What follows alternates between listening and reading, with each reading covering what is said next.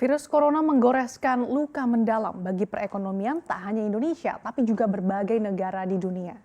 Dalam laporan terbaru Bank Dunia bertajuk Global Economic Prospects edisi Juni 2020, ekonomi global diramal bakal resesi di tahun 2020 ini. Ekonomi global bahkan diproyeksikan akan terkontraksi hingga menyentuh 5% tahun ini dan merupakan resesi terdalam sejak Perang Dunia Kedua. Lalu seperti apa detail proyeksi Bank Dunia tersebut? Dan bagaimana proyeksi perekonomian Indonesia akan kami ulas untuk Anda dalam ekonomi global diramal resesi. COVID-19 telah membuat perekonomian tertekan di hampir seluruh dunia dan ini dari sisi eksternal maupun internal.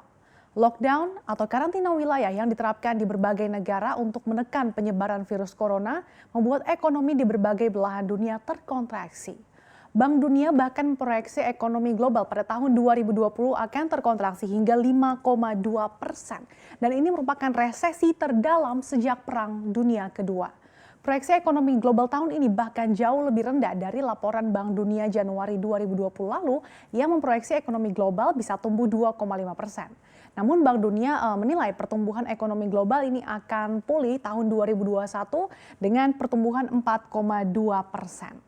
Dalam laporan itu, Bank Dunia memberikan dua skenario alternatif. Pada skenario optimistis, pertumbuhan ekonomi tetap bisa tumbuh positif seiring dengan langkah pengendalian virus yang cepat dilakukan, ditambah lagi dengan berbagai kebijakan fiskal dan moneter yang bisa mendorong kepercayaan konsumen dan juga investor.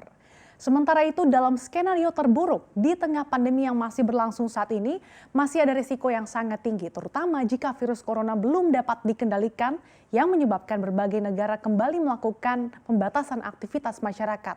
Yang kemudian ini dapat membuat ekonomi global akan terkontraksi lebih dalam lagi, bahkan hingga terkontraksi 8% di tahun 2020 ini. Kita lihat di slide selanjutnya lagi. Perekonomian negara maju kita lihat ini diramal juga akan terkontraksi hingga 7% pada tahun 2020 ini. Hal ini imbas permintaan dan pasokan perdagangan serta keuangan dalam negeri yang terganggu. Kita lihat proyeksi ekonomi negara maju diantaranya ini ada negeri Pemensam yang merupakan negara dengan kasus positif corona terbanyak di dunia yang saat ini sudah menembus 2 juta orang. Yang telah menerapkan pembatasan aktivitas masyarakat untuk memperlambat penyebaran virus yang menyebabkan penurunan konsumsi dan investasi. Ditambah lagi melonjaknya angka pengangguran. Oleh karena itu Bank Dunia memprediksi perekonomian Amerika Serikat ini akan minus 6,1% di tahun 2020. Kemudian ekonomi Jepang ini juga akan terkontraksi 6,1%. Ini seiring dengan langkah-langkah memperlambat penyebaran virus corona yang memicu penurunan kegiatan ekonomi. Ditambah lagi dengan adanya penundaan Olimpiade Tokyo 2020 ini sehingga makin memperparah ekonomi negara matahari tersebut. Selanjutnya ini di kawasan Eropa diprediksi akan mengalami kontraksi lebih dalam hingga 9,1%.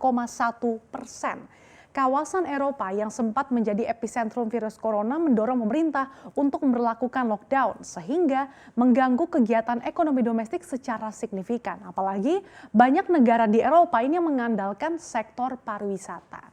Kita bergeser, kita lihat ini prediksi negara berkembang begitu ya. Pasar dan ekonomi negara berkembang atau emerging market and developing economics diperkirakan akan terkontraksi 2,5% di tahun 2020. Dan ini merupakan angka terburuk berdasarkan data yang mulai tercatat pada 1960. Bank Dunia menilai perekonomian negara berkembang merupakan yang paling beresiko di tengah pandemi virus corona.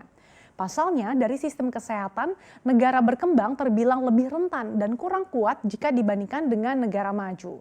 Selain itu, negara berkembang memiliki ketergantungan yang cukup besar dalam perekonomian global, baik dalam hal rantai pasokan, pariwisata, komoditas, hingga pasar keuangan. Meskipun begitu, pertumbuhan di negara berkembang diproyeksikan akan pulih kembali di tahun 2021 dan tumbuh menjadi 4,6%, didukung oleh pemulihan arus perdagangan dan investasi dari China. Kita lihat lagi ini ada Amerika Latin yang diperkirakan akan terkontraksi 7,2%. Kemudian ada Timur Tengah dan Afrika Utara yang juga terkontraksi 7,2%. Kemudian kalau kita lihat ini Asia Timur, Asia Pasifik maksud kami dan juga China ini diprediksi akan tumbuh 0,5% gitu ya. Hasil ini terutama disebabkan oleh harapan pemulihan di China yang sudah kembali membuka lockdown negaranya dan memperlihatkan pemulihan aktivitas. Dapat dilihat perekonomian China ini juga diperkirakan masih akan tumbuh 1% di tahun ini. Memang jauh dari realisasi tahun lalu yang mencapai 6,1%. Pertumbuhan ekonomi China yang masih dapat tumbuh 1% ini dengan asumsi aktivitas di China ini akan pulih secara bertahap dan juga bisa terhindar dari gelombang kedua virus corona.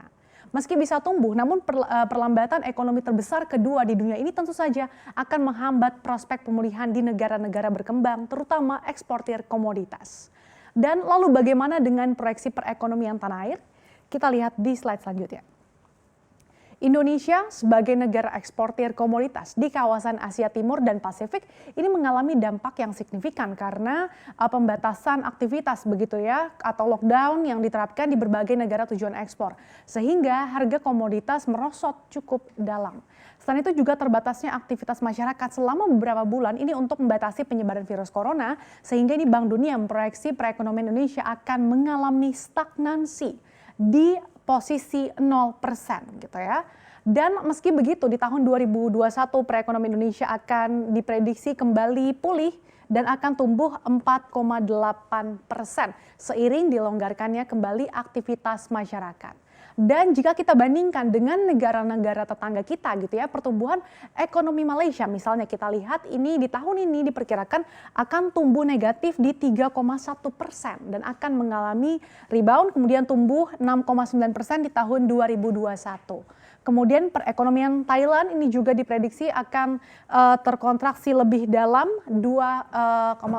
terkontraksi maksud kami yang ini 5% begitu ya untuk tahun ini. Kemudian Filipina juga diproyeksi akan terkontraksi 1,9% dan akan tumbuh 6,2% pada tahun 2021. Jadi ketiga negara ini Malaysia, kemudian juga Thailand dan juga Filipina ini diproyeksikan terkontraksi paling dalam di antara ekonomi wilayah ini.